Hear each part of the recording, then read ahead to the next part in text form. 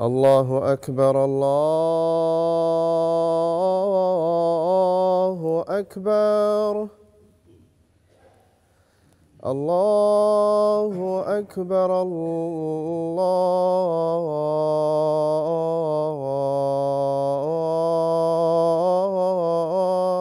أكبر. أشهد أن لا إله إلا الله.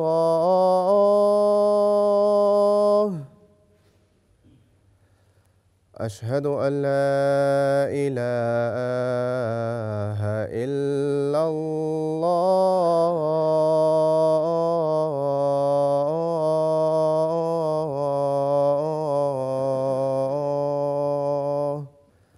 أشهد أن محمدًا رسول الله.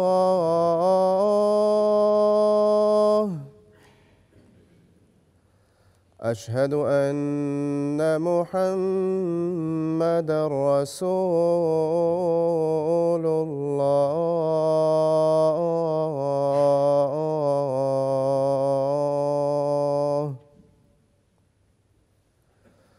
حي على الصلاة.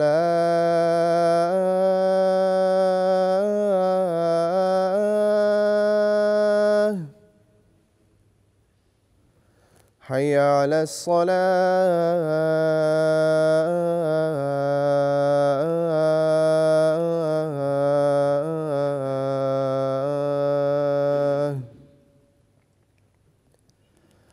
حي على الفلاح.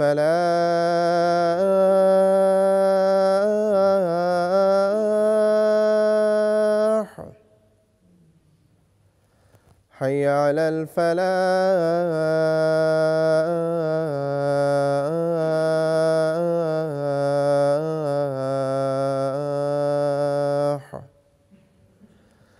الله أكبر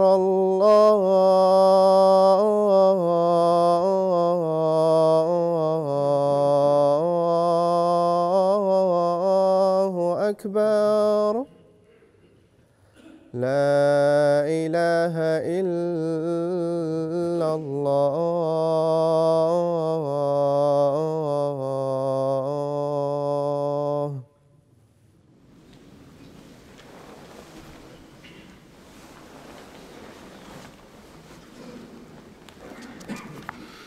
السلام عليكم ورحمة الله.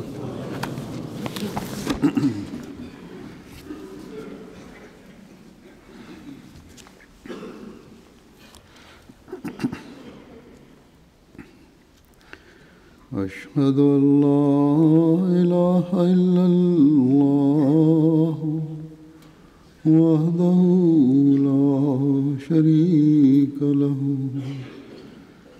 وأشهد أن محمدًا عبده ورسوله. أما بعد فأعوذ بالله من الشيطان الرجيم. بسم الله الرحمن الرحيم. الحمد لله رب العالمين الرحمن الرحيم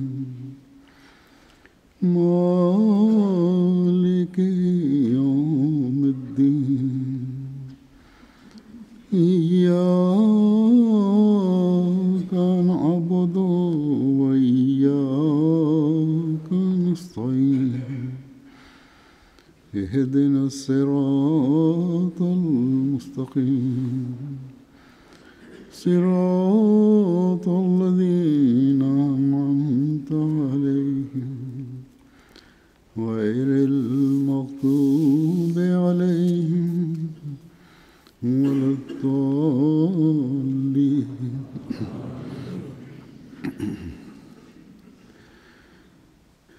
गुज़श्ता जुमे को मैंने हज़रत मुस्लिम मऊद रज़ियल्लाहु अन्हु के हवाले से वाक़यात में क़ादियान के इब्तिदाई वाक़यात में ज़िक्र किया था کس طرح اس وقت قادیان کے ارد گرد علاقے کی حالت تھی۔ حضرت مسیح موعود علیہ السلام کے ساتھ سیر کے وقت بھی ایک آدمی ساتھ ہوتا تھا، اور راستہ بھی جھاڑیوں کے بیچ میں سے گزرتا ہوا چھوٹا سا راستہ تھا۔ اور اب قادیان کس طرح ترقی کر رہا ہے، اور یہ ترقی عام آبادیوں کی ترقی کی طرح نہیں ہے، بلکہ اللہ تعالیٰ نے آپ کو بتا دیا تھا کہ یہ ترقی ہوگی۔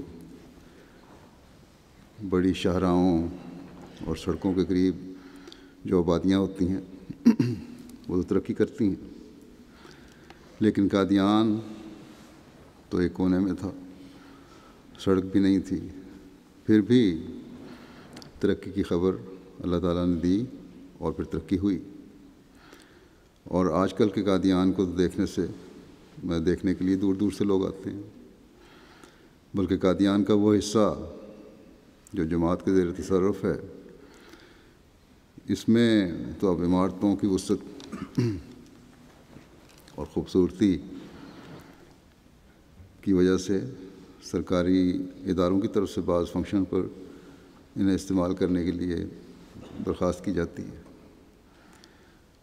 تو بہرحال اس ترقی کا ذکر کرتے ہوئے حضرت مسلم موعود نے اس ترقی کے نشان کی بعض جگہ اور تفصیل بیان کی ہے، اور فرماتے ہیں کہ دیکھو اللہ تعالیٰ نے حضرت مسیح موعود علیہ السلام کی ذات میں کتنا عظیم شان نشان دکھایا۔ گو تم نے اس زمانے کو نہیں پایا مگر ہم نے اسے پایا اور دیکھا ہے، بس اس قدر قریب زمانے کے نشانات کو اپنے خیال کی آنکھوں سے دیکھنا تمہارے لیے کوئی زیادہ مشکل نہیں ہے۔ اور نشانات جانے دو، مسجد مبارک کو ہی دیکھو۔ مسجد مبارک میں ایک ستون مغرب سے مشرق کی طرف کھڑا ہے، اس کے شمال میں جو حصہ مسجد کا ہے یہ اس زمانے کی مسجد تھی، اور اس میں نماز کے وقت کبھی ایک اور کبھی دو سطریں ہوتی تھیں، یعنی صفیں ہوتی تھیں۔ اس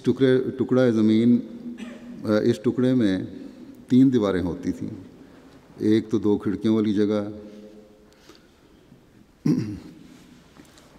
اور اس حصے میں امام کھڑا ہوا کرتا تھا۔ پھر جہاں آپ اس وقت بیان کر رہے ہیں پرانا حصہ بھی محفوظ ہے، وہاں کہ اب ستون ہے، وہاں ایک اور دیوار تھی اور ایک دروازہ تھا۔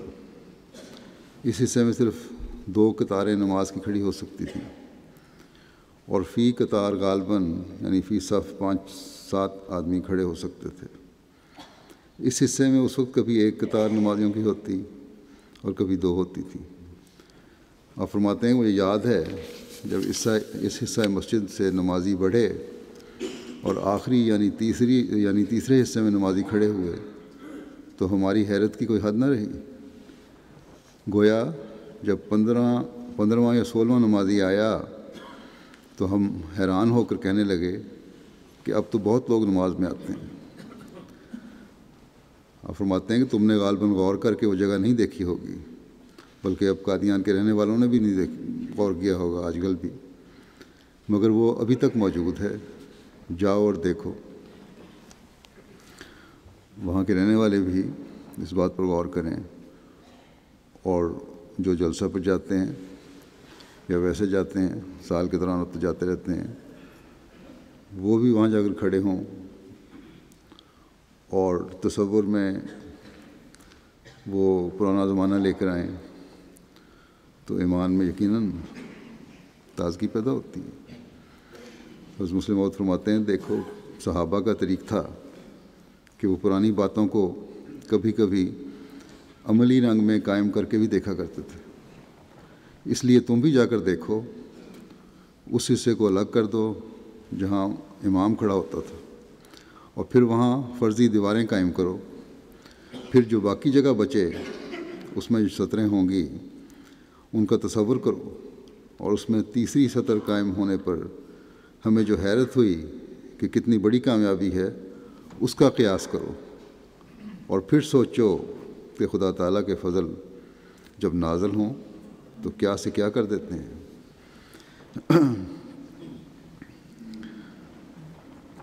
پھر اس تبدیلی کا ذکر کرتے ہوئے جو اپنوں میں بھی ہوئی، آپ فرماتے ہیں کہ مجھے یاد ہے، یعنی کہ عزیز رشتہ دار تھے،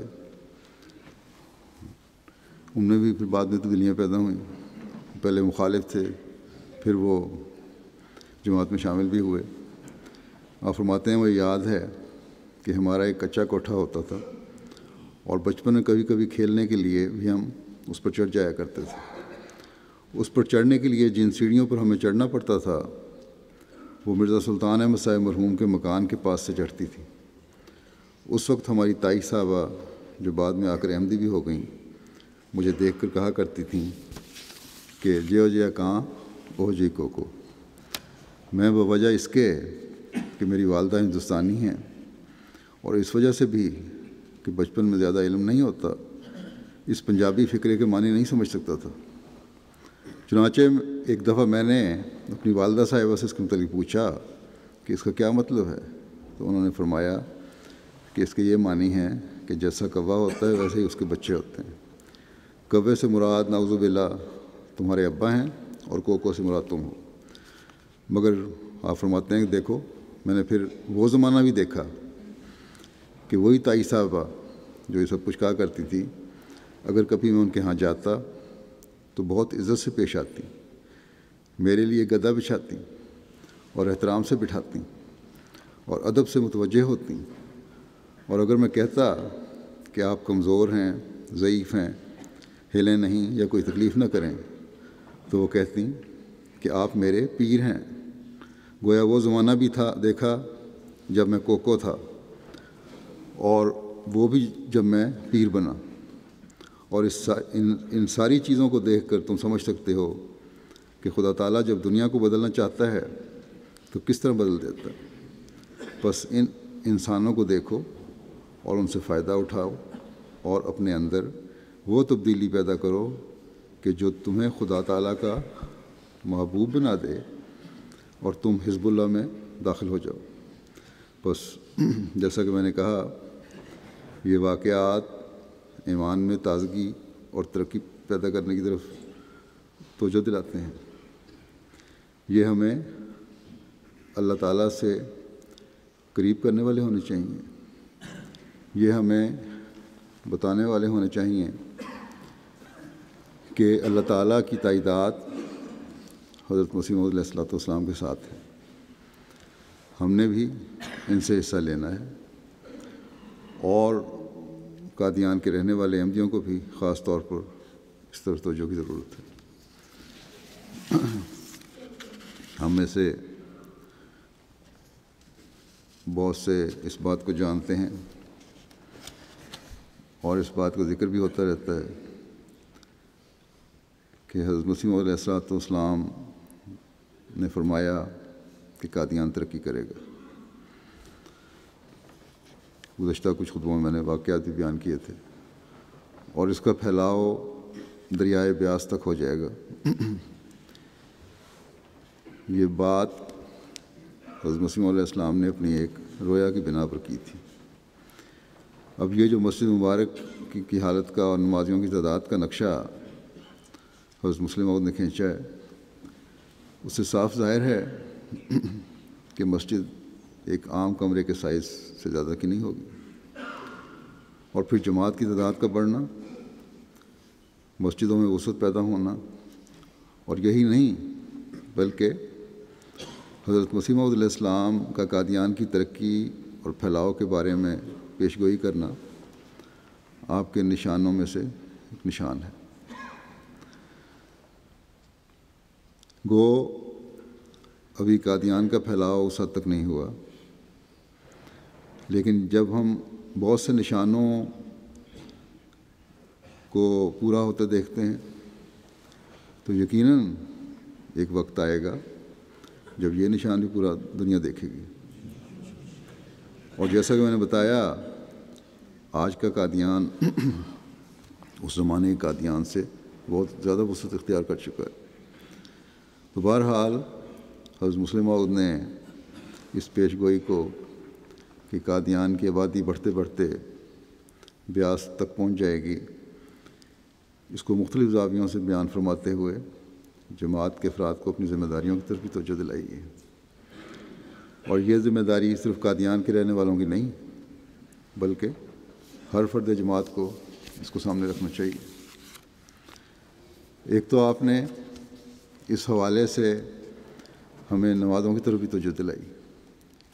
یہ عجیب بات لگتی ہے کہ آبادی کے بڑھنے کا نمازوں سے کیا تعلق ہے، لیکن یہی حضرت مسلم موعود رضی اللہ عنہ کی باتوں میں خوبصورتی ہے کہ ایک بات کے مختلف پہلو بیان فرما کر اس کی اہمیت کو مزید اجاگر فرما دیتے ہیں۔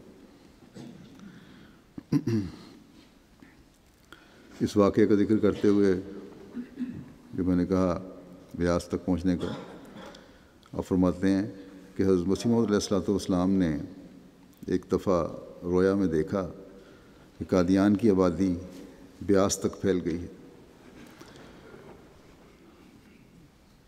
آپ فرماتے ہیں کہ میں اس رویا سے یہ سمجھتا ہوں کہ قادیان کی آبادی 10-12 لاکھ کی ضرور ہوگی، اور اس وقت یہ اندازے لگائے جاتے ہیں آبادی کے بڑھنے سے، ہو سکتا ہے اس سے بھی بڑھ جائے۔ اور اگر 10-12 لاکھ کی آبادی ہو تو اس کے معنی یہ ہیں کہ 4 لاکھ لوگ جمعہ پڑھنے کے لیے آیا کریں گے۔ بس آپ فرماتے ہیں کہ میرے نزدیک یہ مسجد بہت بڑھے گی، یعنی مسجد اقصیٰ، بلکہ ہمیں اس قدر بڑھانی پڑے گی کہ 4 لاکھ نمازی اس میں آ سکیں۔ اب 4 لاکھ نمازی ایک مسجد میں آنا تو بہت مشکل ہے۔ مسجد اقصیٰ کی توسیع بھی ہو گئی، اگر اور بھی زیادہ توسیع کی جائے اور ارد گرد کے مکانوں کو بھی گرایا جائے تب بھی اتنی تعداد تو نہیں وہاں پڑھ سکتی نماز۔ جتنی حد تک توسیع ہو سکتی تھی وہ کی گئی۔ دارالمسیح کا جو علاقہ تھا، جو گھر تھے، ان کو محفوظ رکھنا بھی ضروری تھا، اس لیے کہ وہ حضرت مسیح علیہ السلام کے زمانے کی بعض تاریخی عمارتیں ہیں۔ اس لیے یہ بھی نہیں ہو سکتا تھا کہ تمام گھر گرا دیے جائیں۔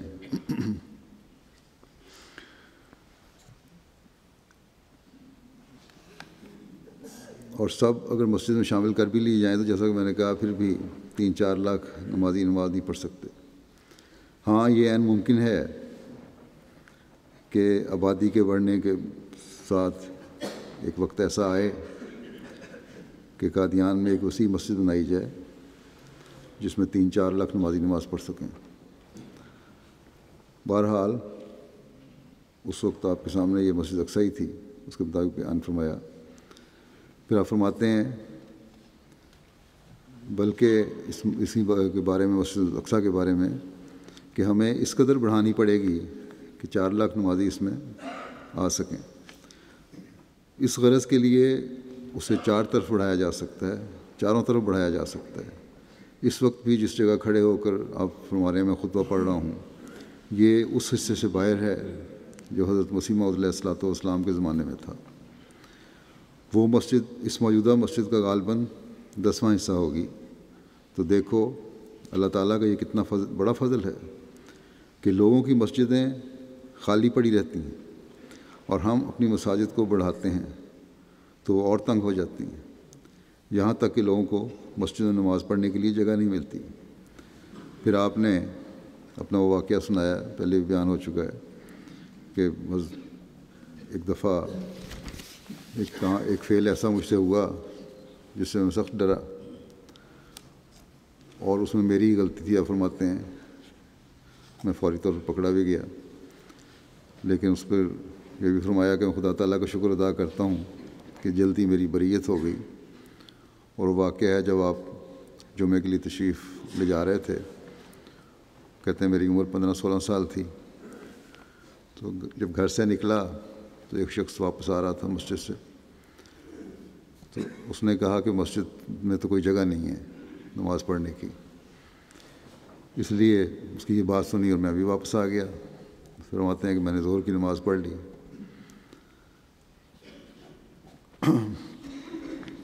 آپ فرماتے ہیں کہ میری شامت کہ میں تحقیق کر لینی چاہیے تھی مجھے کہ مسجد بھری ہوئی ہے بھی یا نہیں، یہاں وہاں بیٹھنے یا کھڑے ہونے کی جگہ ہے بھی یا نہیں۔ تو بہرحال آپ فرماتے ہیں کہ یہ اللہ تعالیٰ کا احسان ہے کہ میں چھوٹی عمر سے ہی نمازوں کا پابند ہوں، اور میں نے آج تک ایک نماز بھی کبھی ضائع نہیں کی۔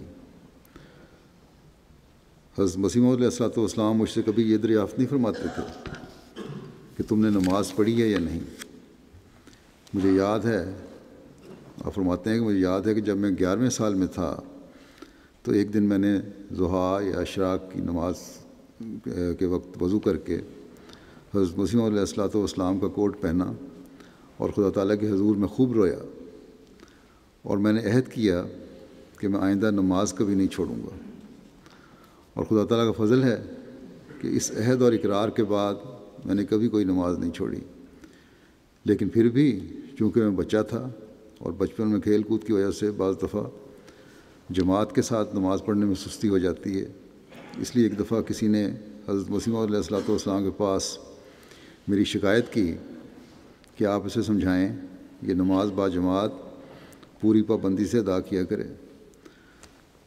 آپ فرماتے ہیں کہ میر محمد اسحاق صاحب مجھ سے 2 سال چھوٹے ہیں، اور بچپن میں چونکہ ہم اکٹھے کھیلا کرتے تھے، اور ہمارے نانا جان میر ناصر نواب صاحب کی طبیعت بہت تیز تھی، اس لیے وہ میر محمد اسحاق صاحب کو ناراض ہوا کرتے تھے اور سختی سے انہیں نماز پڑھنے کے لیے کہا کرتے تھے، اور اس بات کا حضرت مسیح موعود علیہ السلام کو بھی علم تھا۔ جب حضرت مسیح موعود علیہ الصلوۃ والسلام کے پاس کسی نے میرے متعلق یہ شکایت کی تو حضرت مسیح موعود علیہ السلام نے فرمایا کہ ایک تو میر صاحب کی نماز پڑھتا ہے، یعنی حضرت میر اسحاق صاحب کے بارے میں فرمایا کہ وہ تو اپنے ابا کی نماز پڑھتا ہے، اب میں نہیں چاہتا کہ دوسرا میری نماز پڑھے، میں یہی چاہتا ہوں کہ خدا کی نماز پڑھے۔ تو حضرت مسیح موعود علیہ الصلوۃ والسلام نے مجھے کبھی نماز کے متعلق نہیں کہا، میں خود ہی تمام نمازیں پڑھ لیا کرتا تھا۔ اس سے بچے یہ مطلب بھی نہ لیں کہ ماں باپ ہمیں نماز کے لیے نہ کہیں، یا ماں باپ یہ سمجھ لیں کہ بچوں کو نماز کی طرف توجہ دلانا ہماری ذمہ داری نہیں ہے۔ حضرت مسلم موعود کے بارے میں حضرت مسیح موعود علیہ السلام کو بہت کچھ حسن ظن تھا، نیز حضرت مسیح موعود کو یہ بھی پتہ تھا کہ یہی مسلم موعود کا مصداق ہونے والا ہے، اس لیے یہ بھی یقین تھا کہ یہ اللہ تعالیٰ کی خاطر ہی نماز پڑھتا ہے، اور اللہ تعالیٰ خود ہی اس کی اصلاح بھی فرماتا رہے گا۔ پھر حضرت مسلم موعود کا اپنا یہ فعل جو 11 سال کی عمر میں نماز کے لیے بڑی رکت سے دعا کرنا اس بات کا گواہ ہے کہ آپ کو نمازوں کی طرف توجہ تھی۔ تو بہرحال آپ فرماتے ہیں اس کے بعد کہ لیکن اس دن شاید میری غفلت کو اللہ تعالیٰ دور کرنا چاہتا تھا کہ جو تھوڑی بہت سستی ہے بھی بعض بار نماز باجماعت رہ جاتی ہے، اس کو دور کرنا چاہتا تھا۔ حضرت مسیح موعود علیہ الصلوۃ والسلام نے مجھے دیکھ کر کہا جب میں واپس آ گیا، جو میں جمعہ نہیں پڑھا، کہ محمود ادھر آؤ۔ میں گیا تو آپ نے فرمایا تم جمعہ پڑھنے نہیں گئے؟ میں نے کہا کہ میں گیا تو تھا لیکن معلوم ہوا کہ مسجد بھری ہوئی ہے، وہاں نماز پڑھنے کے لیے کوئی جگہ نہیں۔ میں نے کہنے کو تو یہ کہہ دیا، آپ فرماتے ہیں دل میں سخت ڈرا کہ دوسرے کی بات پر اعتبار کیوں کیا، معلوم نہیں اس نے جھوٹ کہا تھا یا سچ کہا تھا۔ اگر سچ بولا ہے تب تو خیر، لیکن اگر اس نے جھوٹ بولا ہے تو چونکہ اس کی بات میں نے حضرت مسیح موعود علیہ الصلوۃ والسلام کے سامنے بیان کر دی ہے، اس لیے حضرت مسیح موعود علیہ السلام مجھ سے ناراض ہوں گے۔ کہ تم نے جھوٹ کیوں بولا. بہرحال کہتے ہیں میں اپنے دل میں سخت خائف ہوا کہ آج نامعلوم حضرت مسیح موعود علیہ السلام کیا فرماتے ہیں. اتنے میں نماز پڑھ کر مولوی عبد الکریم صاحب حضرت مسیح موعود علیہ السلام کی عیادت کے لیے آئے. آپ کو گردے کی درد تھی اس وقت، اس لیے جمعے پہ نہیں گئے تھے. تو میں قریب ہی ادھر ادھر منڈلا رہا تھا کہ دیکھوں آج کیا بنتا ہے. ان کے آتے ہی حضرت مسیح موعود علیہ السلام نے ان سے سوال کیا کہ آج جمعہ میں لوگ زیادہ آئے تھے اور مسجد میں نماز پڑھنے کے لیے گنجائش نہیں رہی تھی. آپ کہتے ہیں کہ میرا تو یہ بات سنتے ہی میں دل بیٹھنے لگا. کیا خبر کہ خبر نہیں اس شخص نے مجھ سے سچ کہا تھا یا جھوٹ کہا تھا. مگر اللہ تعالیٰ نے میری عزت رکھ لی. مولوی عبد الکریم صاحب مرحوم میں خدا تعالیٰ کے احسانات پر شکر کرنے کا مادہ بہت تھا. انہوں نے یہ سنا تو کہا کہ حضور اللہ کا بڑا احسان تھا. مسجد خوب لوگوں سے بھری ہوئی تھی، اس میں بیٹھنے کے لیے ذرا بھی گنجائش نہیں تھی. تب میں نے سمجھا کہ اس احمدی نے جو کچھ کہا سچ کہا تھا. تو اللہ تعالیٰ نے ہماری ترقی کا یہی ذریعہ رکھا ہے کہ ہماری مسجدیں بڑھتی جائیں اور لوگوں سے ہر وقت آباد رہیں. جب تک تم مسجدوں کو آباد رکھو گے اس وقت تک تم بھی آباد رہو گے، اور جب تم مسجدوں کو چھوڑ دو گے اس وقت خدا تعالیٰ تمہیں بھی چھوڑ دے گا.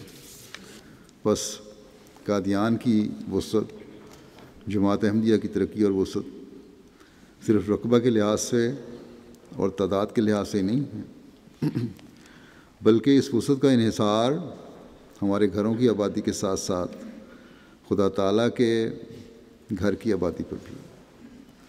بس ہر احمدی، چاہے وہ قادیان کا رہنے والا ہے جس نے قادیان کی ترقی دیکھنی ہے، یا روا کا رہنے والا ہے جس نے روا کی ترقی دیکھنی ہے، یا کسی بھی ملک میں رہنے والا ہے جس نے جماعت کی ترقی کا حصہ بننا ہے اور جماعت کی ترقی دیکھنی ہے، تو اپنی آبادیوں کے ساتھ مسجدوں کی آبادی کو بھی مسجدوں کو آباد رکھنا بھی انتہائی ضروری ہے. کہ یہ ترقیاں خدا تعالیٰ کے فضل سے ملتی ہیں، اور خدا تعالیٰ کا فضل اس کے گھر کی آبادی کا حق ادا کرنے سے بڑھتا ہے. بس آج ہم جب مسجدوں کی تعمیر کی باتیں کرتے ہیں تو ہر جگہ کی مسجد کے چھوٹے ہونے کی بھی ہمیں کوشش کرنی چاہیے، اور ابتدائی اور اللہ تعالیٰ کے ساتھ خالص تعلق پیدا کرنے کی کوشش کرنی چاہیے، تاکہ اللہ تعالیٰ کبھی ہمیں نہ چھوڑے اور ہم حضرت مسیح علیہ السلام کی ہر پیش گوئی کو خود بھی بڑی شان سے پورا ہوتا ہوا دیکھیں. پھر حضرت مسلم موعود نے اس پیش گوئی کے حوالے سے جب یہ پیش گوئی کی گئی قادیان کے حالات کا مزید نقشہ کھینچا کہ حالات کیا تھے قادیان کے. فرماتے ہیں کہ میں اس پیش گوئی کا ذکر کرتا ہوں جو قادیان کی ترقی کے متعلق ہے. پھر فرمایا کہ وہ یہ ہے کہ حضرت اقدس کو بتایا گیا کہ قادیان کا گاؤں ترقی کرتے کرتے ایک بہت بڑا شہر ہو جائے گا، جیسے کہ بمبئی اور کلکتے کا شہر ہے. گویا 9-10 لاکھ کی آبادی تک پہنچ جائے گا، اور اس کی آبادی شمالاً اور شرقاً، جیسا کہ میں نے کہا یہ اس وقت کے اندازے کے مطابق آپ نے بات کی، اور اس کی آبادی شمالاً اور شرقاً پھیلتے ہوئے بیاس تک پہنچ جائے گی، جو قادیان سے 9 میل کے فاصلے پر بہنے والے ایک دریا کا نام ہے. یہ پیشگوئی جب شائع ہوئی اس وقت قادیان کی حالت یہ تھی کہ اس کی آبادی 2000 کے قریب تھی، سوائے چند ایک پختہ مکانات کے باقی سب مکانات کچے تھے. مکانوں کا کرایہ اتنا گرا ہوا تھا کہ 4-5 آنے ماہوار پر مکان کرائے پہ مل جاتا تھا. مکانوں کی زمین اس قدر ارزاں تھی کہ 10-12 روپے کو قابل سکونت مکان بنانے کے لیے زمین مل جایا کرتی تھی. بازار کا یہ حال تھا کہ 2-3 روپے کا آٹا ایک وقت میں نہیں مل سکتا تھا، کیونکہ لوگ ذمہ دار طبقے کے تھے اور خود ہی بجائے اس کے کہ آٹا رکھیں گندم رکھا کرتے تھے اور دانے پیس کر روٹی پکاتے تھے. چکیاں تھیں. تعلیم کے لیے ایک مدرسہ سرکاری تھا جو پرائمری تک تھا، اس کا مدرس کچھ الاؤنس لے کر ڈاک خانے کا کام بھی کر دیا کرتا تھا۔ ڈاک ہفتے میں ایک دفعہ آتی تھی۔ تمام عمارتیں فصیل قصبہ کے اندر تھیں، اور اس پیشگوئی کے پورا ہونے کے ظاہری کوئی سامان نہ تھے، کیونکہ قادیان ریل سے 11 میل کے فاصلے پر تھا، یعنی ریلوے لائن 11 میل تھی، اور اس کی سڑک بالکل کچی، اور جن ملکوں میں ریل ہو ان میں اس کے کناروں پر جو شہر واقع ہوں انہی کی آبادی بڑھتی ہے، یا سڑکیں ہوں یا ریل ہوں۔ کوئی کارخانہ قادیان میں نہ تھا کہ اس کی وجہ سے مزدوروں کی آبادی کے ساتھ شہر کی ترقی ہو جائے۔ کوئی سرکاری محکمہ قادیان میں نہ تھا کہ اس کی وجہ سے قادیان کی ترقی ہو۔ نہ ضلع کا مقام تھا، نہ تحصیل کا، حتیٰ کہ پولیس کی چوکی بھی نہ تھی۔ قادیان میں کوئی منڈی بھی نہ تھی جس کی وجہ سے یہاں کی آبادی ترقی کرتی۔ جس وقت یہ پیشگوئی کی گئی اس وقت حضرت مسیح موعود علیہ السلام کے مرید بھی چند سو سے زیادہ نہ تھے کہ ان کو حکماً لا کر جہاں بسا دیا جاتا تو شہر بڑھ جاتا۔ اب اس صورتحال کو سامنے رکھتے ہوئے جو بھی اس پیشگوئی پر غور کرے اور آج کے قادیان کو بھی دیکھے، جو ابھی گو بیاس تک تو نہیں پھیلا لیکن الگ فضل سے ترقی کر رہا ہے، تو پھر بھی آج کے قادیان کو دیکھ کر ہی اس بات کو نشان قرار دے گا ایک عقل مند شخص، بشرطے کہ عقل بھی ہو اور انصاف کی نظر بھی ہو۔ بس جیسا کہ میں نے کہا، ایک احمدی کے لیے تو یہ باتیں یقیناً ایمان میں اضافے کا باعث بنتی ہیں، لیکن غیروں کو بھی اس پر توجہ پیدا کرتی ہیں، اور کئی ریسرچ کرنے والے یہاں سے جاتے ہیں۔ ایک یہاں سے اسلام کے مضمون پہ بڑے ماہر سمجھے جاتے ہیں، پروفیسر ہیں، وہ احمدیت پہ بھی ریسرچ کرنے کے لیے اور دیکھنے کے لیے کہ حقیقی اسلام احمدیت جو پیش کرتی ہے وہ کیا ہے، قادیان گئے اور اس کے بعد انہوں نے اپنے تاثرات لکھے، اور وہ تاثرات ایسے ہیں کہ آدمی حیران ہوتا ہے کس طرح غیر بھی بعض باریکیوں میں جا کر نکات نکالتے ہیں۔ باہر ان کا مضمون ہے، اس کی شائع ہو جائے گا۔ پھر ایک موقع پر حضرت مسلم موعود فرماتے ہیں کہ یہ نظارہ جو حضرت مسیح موعود علیہ السلام نے قادیان کی ترقی کے متعلق دیکھا، اس کے متعلق یہ ضروری نہیں کہ قادیان کی ترقی کا سارا نظارہ آپ کو دکھا دیا گیا ہو۔ ہاں، یہ ضروری ہے کہ اس سے کم قادیان کی ترقی نہ ہو۔ اگر زیادہ ہو جائے تو وہ اس پیشگوئی میں کوئی حارج نہیں ہوگی، بلکہ اس کی شان اور عظمت کو بڑھانے والی ہوگی۔ بس یہ خواب جو حضرت مسیح موعود علیہ السلام نے دیکھا، اس کے یہ معنی نہیں کہ اس سے آگے قادیان نہیں بڑھے گا۔ ممکن ہے کہ کسی وقت قادیان اتنا ترقی کر جائے کہ دریائے بیاس قادیان کے اندر بہنے والا ایک نالہ بن جائے، اور قادیان کی آبادی دریائے بیاس سے آگے ہوشیارپور کے ضلع کی طرف نکل جائے۔ قادیان میں اب جہاں جماعتی عمارات میں اضافہ ہو رہا ہے، دفاتر کے علاوہ کارکنان کے رہائشی کوارٹرز اور فلیٹس بھی بن رہے ہیں، دوسری عمارتیں بن رہی ہیں۔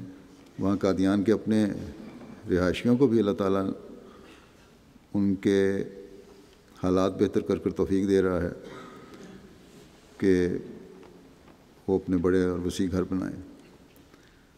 اس کے علاوہ ہندوستان کے صاحب حیثیت احمدی بھی اپنے عمارتیں اور گھر بنا رہے ہیں۔ پھر دنیا میں بسنے والے احمدیوں کی بھی اس طرف توجہ ہے، لیکن بنیادی چیز وہی ہے جسے ہر احمدی کو سامنے رکھنا چاہیے کہ سب ترقیوں کا راز یا ترقی کا حصہ بننے کا راز خدا تعالیٰ کے گھروں کو آباد کرنے اور اس سے تعلق جوڑنے سے۔ جہاں کسی نے خدا تعالیٰ کو چھوڑا وہاں خدا تعالیٰ بھی چھوڑ دیتا ہے۔ اور یہ اب صرف قادیان کی ترقی سے وابستہ نہیں بلکہ جماعت کی مجموعی ترقی بھی اس سے وابستہ ہے کہ اپنی مسجدوں کو چھوٹا کرتے چلے جائیں اور خدا تعالیٰ کی تائید و نصرت کی امید رکھیں۔ ہمیں ہمیشہ یاد رکھنا چاہیے کہ صرف قادیان کی ترقی نہیں بلکہ جماعت کی ہر طرح کی ترقی کا خدا تعالیٰ کا وعدہ ہے۔ جب ایک نشان ہم پورا ہوتا دیکھتے ہیں تو دوسرے نشان کو پورا ہونے کے بارے میں بھی یقین بڑھتا ہے۔ بعض دفعہ بعض حالات میں بعض لوگوں کے دل میں بے چینی پیدا ہو جاتی ہے، خود ہی بعض اندازے لگا کر فیصلہ کر لیتے ہیں کہ یہ کام فلاں پیشگوئی کے مطابق اب ہو جائے گا۔ بعض تنگ حالات اور مشکلات کو دیکھ کر پریشان بھی ہوتے ہیں۔ اب آج ہی پاکستان میں تو پریشانیاں، آج ہی پاکستان سے خبر آئی کہ پنجاب حکومت نے فرقہ اپنے خیال میں بعض کتب مختلف طبقہ فکر کی اور مختلف گروہوں کی فرقہ واریت کے خاتمے کے نام پر بین کی ہیں، جس میں بعض جماعتی کتب بھی ہیں جن کا فرقہ واریت سے کوئی تعلق نہیں۔ الفضل ہے، روحانی خزائن ہے، جو ان پڑھ مولویوں کے کہنے پر حکومت نے ان پہ بین لگا لیا، جو کہتے ہیں وہ مولوی وہ حکومت مان لیتی ہے۔ کبھی پڑھ کر یہ غور نہیں کریں گے کہ کس طرح حضرت مسیح علیہ الصلوۃ والسلام نے اپنی کتب میں اسلام کی حقیقی تعلیم کا خوبصورت نقشہ کھینچا ہے اور ہمیشہ اسلام کو دفاع کیا ہے، اور مولویوں کو اور مسلمانوں کو اور غیر دوسرے مذاہب کو صحیح راستہ دکھانے کی طرف دیکھنے کی طرف توجہ دلائی ہے۔ بہرحال جیسے بھی حالات ہوں ہمیں مایوس نہیں ہونا چاہیے اور نہ اس کی ضرورت ہے۔ حضرت مسیح علیہ الصلوۃ والسلام کے متعلق خدا تعالیٰ بار بار فرماتا ہے کہ انی مال افواج آتی کا بختتاً، کہ خدا تعالیٰ کی مدد اچانک آئے گی۔ حضرت مسلم اس کے متعلق فرماتے ہیں کہ تم آج قیاس نہیں کر سکتے کہ وہ مدد کب آئے گی، تم کل قیاس نہیں کر سکتے کہ وہ مدد کب آئے گی۔ تم تہجد کے لیے اٹھو گے تو تم خیال کر رہے ہوگے کہ ابھی منزل باقی ہے، پتہ نہیں کتنی دور اور جانا ہے۔ صبح کی نماز پڑھ رہے ہوگے تو مصائب پر مصائب نظر آ رہے ہوں گے، مگر جو ہی سورج نظر آیا خدا تعالیٰ کی نصرت تمہارے پاس پہنچ جائے گی، اور تمہارے دشمن کے لیے ہر طرف مصائب ہی مصائب ہوں گے۔ بس اپنے ایمان کو مضبوط رکھیں، خدا تعالیٰ سے تعلق جوڑے رکھیں، اور اپنے ایمانوں کی مضبوطی کے لیے دعا بھی کرتے رہیں۔ سورج طلوع ہوگا اور ضرور ہوگا انشاءاللہ تعالیٰ، اور خدا تعالیٰ کی مدد آئے گی اور ضرور آئے گی۔ اب بعض متفرق حوالے بھی پیش کرتا ہوں۔ وقفہ 9ویں کلاس میں ایک بچے نے سوال کیا کہ قبر پر پھولوں کی چادر چڑھانے یا پھول رکھنے میں کیا حرج ہے، یہ جائز ہے کہ نہیں۔ بہرحال اس کو جواب دے دیا تھا میں نے کہ فضولیات ہیں، بدعات ہیں، ان سے بچنا چاہیے اور اس کا فائدہ بھی کوئی نہیں۔ لوگ قادیان میں اب حضرت مسیح علیہ السلام کے مزار پر بھی بعض دفعہ ایسی حرکات کرتے تھے، پہلے بھی کرتے تھے، بعد میں بھی کرنے لگے، اس لیے اب وہاں جنگلہ لگا کر اس کو بند بھی کر دیا گیا علاقے کو، تاکہ یہ بدعات نہ پھیلیں۔ اس پر حضرت مسلم موعود نے ایک مرتبہ فرمایا، ایسا ہی واقعہ جب آپ کے علم میں آیا، کہ مجھے بتایا گیا ہے کہ بعض لوگ حضرت مسیح علیہ السلام کے مزار سے تبرک کے طور پر مٹی لے جاتے ہیں، بعض حضرت مسیح علیہ السلام کے مزار پر پھول چڑھا جاتے ہیں۔ یہ سب لغو باتیں ہیں، ان سے فائدہ کچھ نہیں ہوتا اور ایمان ضائع چلا جاتا ہے۔ بھلا قبر پر پھول چڑھانے سے مردے کو کیا فائدہ ہو سکتا ہے؟ ان کی روحیں تو اس قبر میں نہیں ہوتی، وہ تو اور مقام پر ہوتی ہیں۔ ہاں، اس میں شبہ نہیں کہ روح کو اس ظاہری قبر کے ساتھ ایک لگاؤ اور تعلق ضرور ہوتا ہے، یہ مسئلہ بھی سمجھنا چاہیے۔ اور گو مرنے والے کی روحیں کسی جہان میں ہوں، اللہ تعالیٰ ان ظاہری قبروں سے بھی ان کی ایک رنگ میں وابستگی پیدا کر دیتا ہے۔ جیسے حضرت مسیح موعود علیہ السلام ایک دفعہ ایک بزرگ کی قبر پر دعا کرنے کے لیے تشریف لے گئے، تو آپ نے فرمایا جب میں دعا کر رہا تھا تو صاحب قبر اپنی قبر سے نکل کر میرے سامنے دو زانوں ہو کر بیٹھ گیا، مگر اس سے مراد یہ بھی نہیں کہ ان کی روح اس مٹی کی قبر سے باہر نکلی، بلکہ ظاہری تعلق کی وجہ سے جب حضرت مسیح موعود علیہ السلام مٹی کی قبر پر کھڑے ہوئے تو اللہ تعالیٰ نے اس بزرگ کو اپنی اصلی قبر سے آپ تک آنے کی اجازت دے دی۔ وہی قبر جس کی نسبت اللہ تعالیٰ فرماتا ہے کہ سما اماتہ فاکبرا، یعنی پھر اسے مار دیا، پھر اسے قبر میں رکھا۔ اس قبر میں مرنے کے بعد انسان کی روح رکھی جاتی ہے، یعنی اس قبر سے اس کا تعلق ہوتا ہے، اور اس تعلق کے حوالے سے اس کے لیے دعا ہوتی ہے۔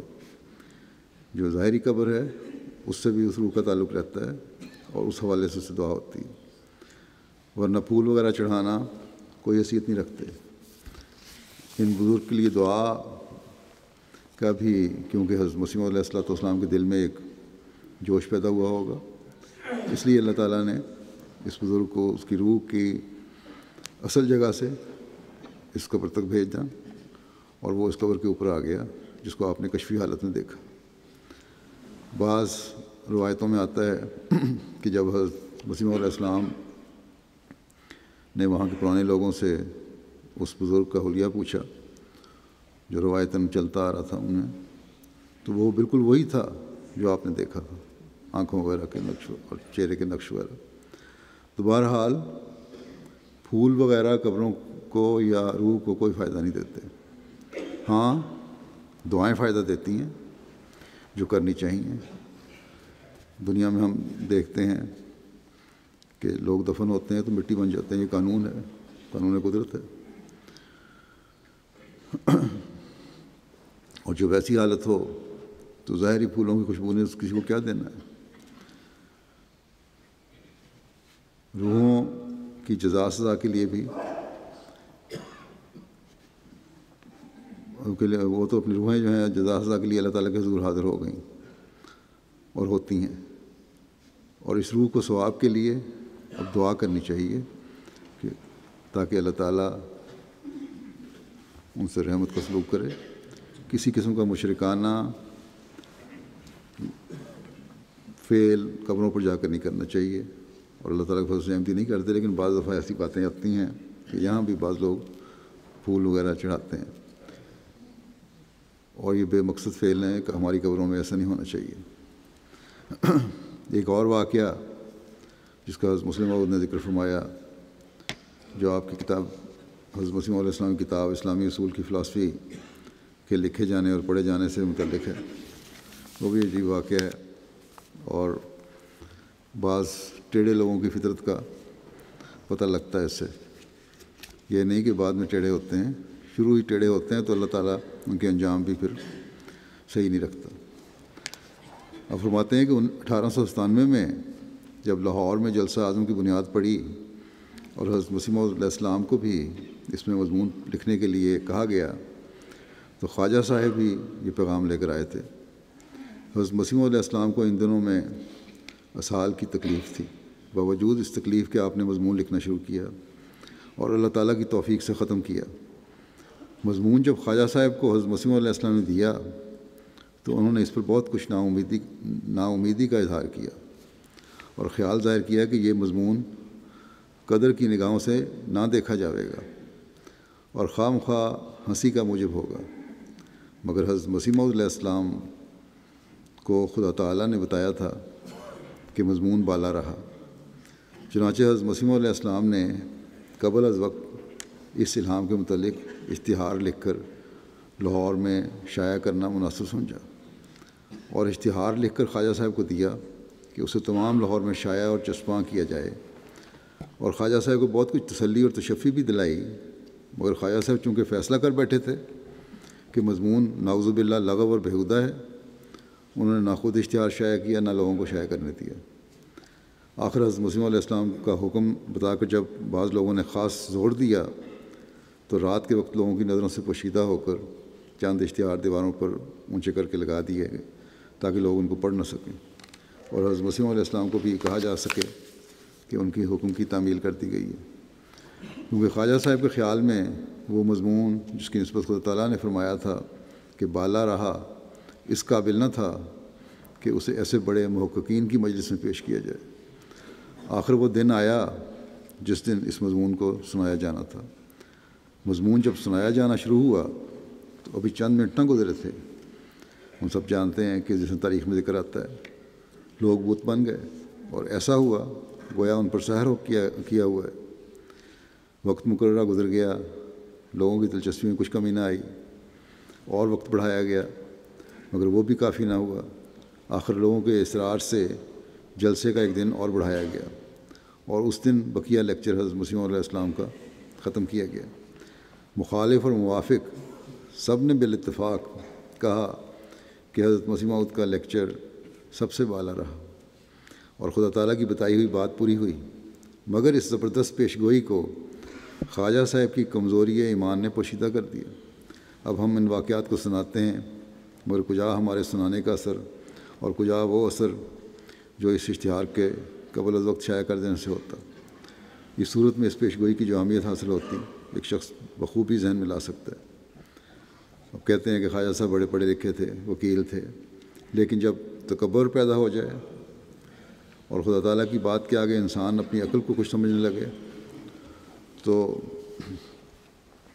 ایسا پردہ پڑتا ہے انسان کی عقل پہ جو انسان کو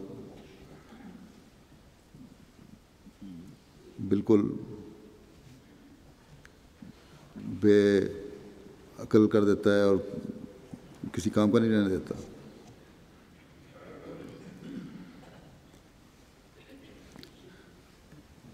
جب یہ تو مضمون ایسا ہے کہ آج بھی جو ہم پڑھے لکھے غیروں کو بھی جب ہم دیتے ہیں تو اور اس کی علمی حیثیت اور اسلام کی تعلیم سے وہ متاثر ہو جاتے ہیں اس کو پڑھ کے۔ بلکہ بعض لوگ ایسے بھی ہیں، بہت سے، جب ان سے پوچھتا ہوں کہ اس طرح احمدیت قبول کی تو بتاتے ہیں کہ ہم نے اسلامی اصول کی فلسفی پڑھ کے احمدیت قبول کی، لیکن خواجہ صاحب کے نزدیک یہ استہزاء کا موجب بن سکتا تھا۔ اور پھر لٹائی اتنی کہ ایک طرف تو حضرت مسیح علیہ السلام کی بیعت میں ہونے کا دعویٰ، لیکن ساتھ ہی آپ کے حکم پر عمل بھی نہیں ہو رہا۔ لیکن اللہ تعالیٰ کے فعل نے لوگوں کی جو تعریف بعد میں ہوئی خود ہی ان کے منہ پر ایک تماشا لگا دیا۔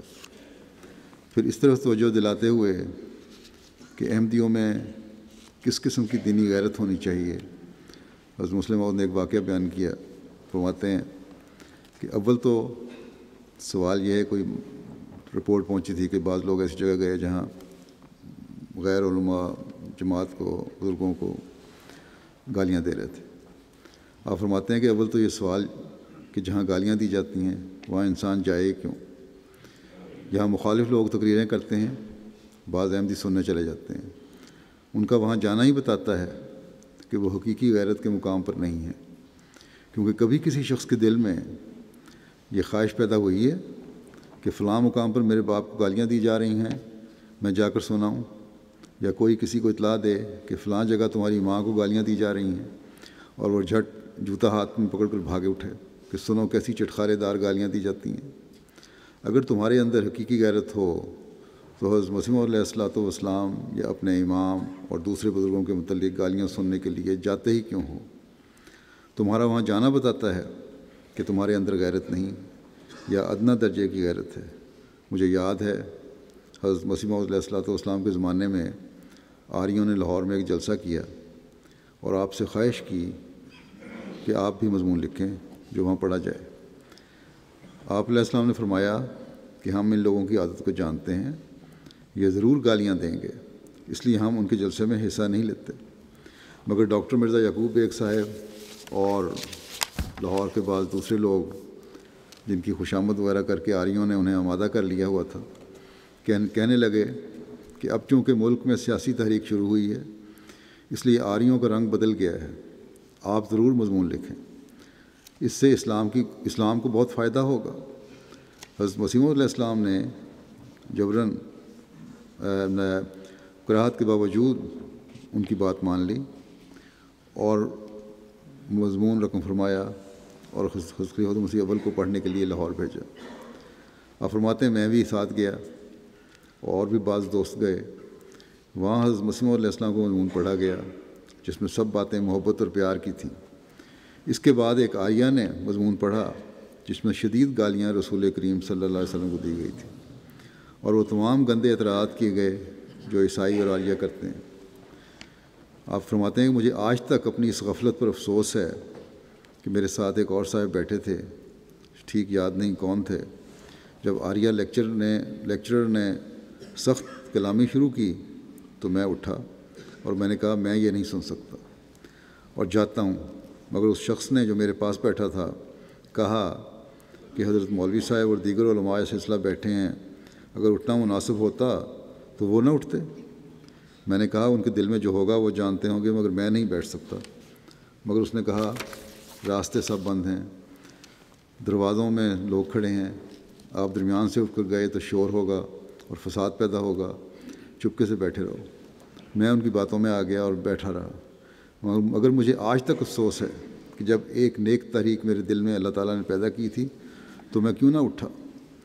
حضرت مسیح موعود علیہ السلام کو جب یہ سنا کہ جلسے میں رسول کریم صلی اللہ علیہ وسلم کو گالیاں دی گئی ہیں تو آپ سخت ناراض ہوئے اور حضرت خلیفہ اول پہ بھی بڑے ناراض ہوئے کہ وہ کیوں نہ آپ لوگ پروٹیسٹ کرتے ہوئے احتجاج کرتے ہوئے وہاں سے اٹھ کے آ گئے، کسی طرح آپ کو یہ گوارہ نہیں کرنا چاہیے تھا۔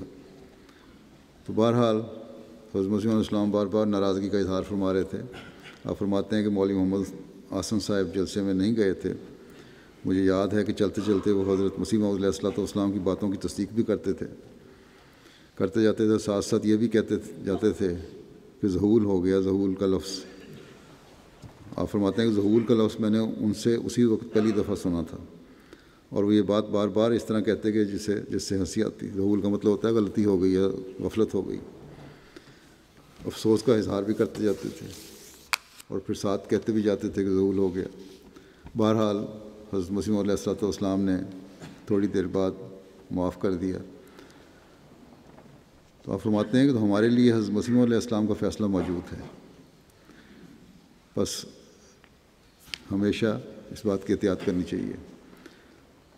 لیکن بعض دفعہ ایسا ہوتا ہے، آپ فرماتے ہیں کہ اس میں بھی کوئی حرج نہیں کہ ان گالیوں کو بعد میں ہم کتاب کی صورت میں شائع کر دیں، کیونکہ یہ سلسلے کی تائید کا ایک حصہ ہے گالیاں پڑھنا بھی۔ لیکن اس وقت اس مجلس میں بیٹھنا، ابھی ہر ایک کا کام نہیں وہاں جائے، جب سنتے ہیں وہ کرتے ہیں وہ محفوظ کر لیں اپنے ریکارڈ میں، لیکن اس مجلس میں جانا یا بیٹھنا اس مجلس کے اعزاز کو بڑھانا ہے۔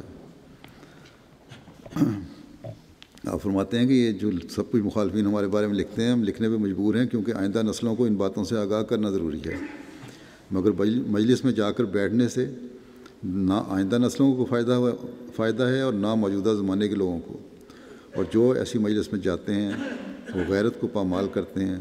بس میں جماعت کے دوستوں کو نصیحت کرتا ہوں کہ اس سے احتیاط کریں، ایسی مجالس میں کوئی نہ جائے۔ بس یہ بات آج بھی ہمارے بڑوں کو بھی اور نوجوانوں کو بھی یاد رکھنی چاہیے اور ایسی مجالس سے قرآن حکم کے مطابق بھی اٹھ کر آ جانا چاہیے۔ اللہ تعالیٰ ہمیشہ ہمیں صحیح فیصلے کرنے اور صحیح راستے پر چلنے کی توفیق عطا فرمائے۔ ضمن میں پچھلے خطبے کے حوالے سے ایک بات اور بھی کہہ دوں، اس میں خطبے میں میں نے حضرت مسیح موعود علیہ السلام کے ایک واقعہ کھانسی دور ہونے کے بارے میں کہا تھا۔ اس کے بعد ایک صاحب نے لکھا کہ میں نے پڑھا ہے خطبے میں وہاں کیلے کا ذکر نہیں سیب کا ذکر ہے۔ تو بہرحال الہام پورا ہونا تھا، وہ ہو گیا، لیکن یہ دونوں ذکر آتے ہیں اور اس سیب کے ذکر میں بھی آپ نے یہ فرمایا کہ پہلے آپ نے کیلا کھا رہے تھے، میں نے روکا تو رک گئے، لیکن تھوڑی دیر کے بعد سیب کھانا شروع کر دیا جو خلیفہ رشید الدین صاحب لے کر آئے تھے، اور اتنا کھٹا سیب تھا کہ اچھے بھلے انسان کو اسے کھانسی ہو سکتی ہے، لیکن آپ نے فرمایا مسکرا کر کہ اللہ تعالیٰ نے مجھے فرمایا کہ کھانسی دور ہوگی، اس لیے میں نے باوجود نہ چاہتے ہوئے اس کھٹے سیب کو کھا لیا۔ تو بہرحال اصل چیز یہ تھی کہ اللہ تعالیٰ نے فرمایا کہ دعا سے اس کا علاج ہو چکا ہے، اب کوئی چیز اثر نہیں کرے گی، اور نہیں کیا اس نے۔ یہ میں اس لیے بتا رہا ہوں کہ ایک خط تو مجھے آ چکا ہے، اور مزید بھی شاید آ جائیں، لوگ پڑھیں کہیں اور واقعہ۔ تو یہ واقعہ میرے پاس تھا گزشتہ ہفتے بھی، لیکن میں نے پڑھا نہیں تھا۔ تو بہرحال کیلا اور سیب دونوں کا ذکر آتا ہے، اور دونوں میں نے بیان کر دیا۔ اب نماز جمعہ کے بعد ایک جنازہ غائب بھی میں پڑھاؤں گا، جو ہمارے ایک درویش حاجی منظور احمد صاحب کا ہے۔ ان کی 1 مئی کو 85 سال کی عمر میں قادیان میں وفات ہوئی۔ انا للہ و انا الیہ راجعون۔ آپ چانگریاں ضلع سیالکوٹ میں 1929 میں پیدا ہوئے۔ آپ کے والد حضرت نظام الدین صاحب صحابی تھے مسلم علیہ السلام کے، اور والدہ بھی آپ کی صحابی تھیں۔ ابتدائی تعلیم کے بعد اپنے بھائیوں کے ساتھ آپ نے فرنیچر بنانے کا کام سیکھا۔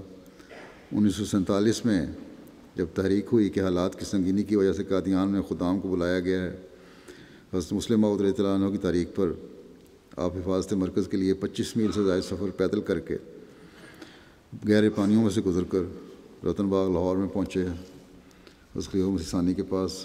وہاں سے بڑی مشکل حالات میں ستمبر یا اکتوبر 1947 کو قادیان پہنچے۔ ابتدائی درویشان میں شامل ہو کر مخالف حالات میں بڑی بہادری اور جانفشانی سے خدمت کی۔ ابتدائی دنوں میں جبکہ بارشوں کی وجہ سے بعض چھتیں اور دیواریں گر گئیں، آپ کو کیونکہ ہنر آتا تھا، آپ ان کی مرمت کر کے ٹھیک کیا کرتے تھے۔ اس طرح آپ کو بعض اہم خدمات بھی سپرد کی جاتی رہیں۔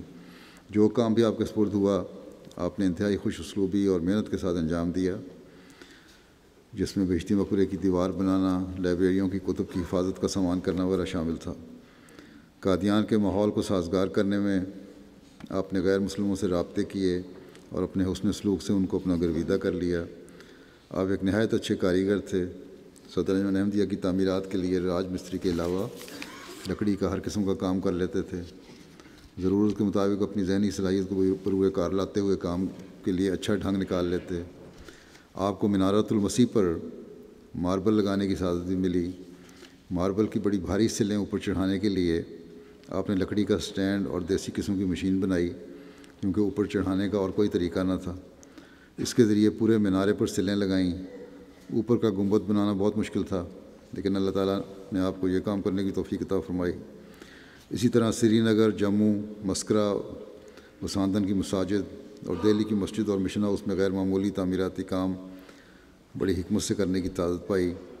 سال ہا سال تک جلسہ سالانہ کے موقع پر پنڈال لگانے کا کام بھی کرتے رہے۔ جماعتی اموال کو بہت درد تھا، اور ہمیشہ معیار کو برقرار رکھتے ہوئے کم خرچ میں تعمیراتی کام کیا کرتے تھے۔ 1992 میں حج بیت اللہ کی سعادت پائی۔ آخری وقت تک جماعت کے ہر پروگرام میں شامل ہوتے رہے۔ بڑی سادگی سے آپ کی شادی ہوئی، بڑے موجزانہ رنگ میں۔ اہلیہ نے بھی بڑی تنگ دستی کے ساتھ حالات صبر شکر سے ان کے ساتھ گزارا کیا اور آپ کا ساتھ دیا۔ آپ کے 6 بیٹے اور 2 بیٹیاں ہیں، سب شادی شدہ ہیں اور صاحب اولاد ہیں۔ 2 بیٹے جوان سالی کی عمر میں وفات پا گئے، جن کا صدمہ نہایت صبر سے برداشت کیا۔ آپ کی اہلیہ وفات پا چکی ہیں۔ اللہ تعالیٰ ان کے درجات بلند فرمائے اور ان کی نسلوں کو بھی ان کے نقش قدم پر چلنے کی توفیق عطا فرمائے۔ جیسا کہ میں نے کہا، نماز کے بعد جنازہ غائب پڑھاؤں گا۔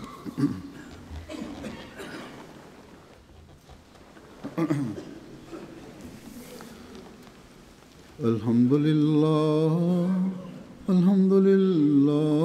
نحمده ونستعینه ونستغفره ونؤمن به ونتوکل علیہ ونعوذ باللہ من شرور انفسنا ومن سیئات اعمالنا من يهده الله فلا مضل له ومن يضلله فلا هادي له ونشهد أن لا إله إلا الله ونشهد أن محمدا عبده ورسوله عباد الله رحمكم الله إن الله يأمر بالعدل والإحسان وإيتاء ذي القربى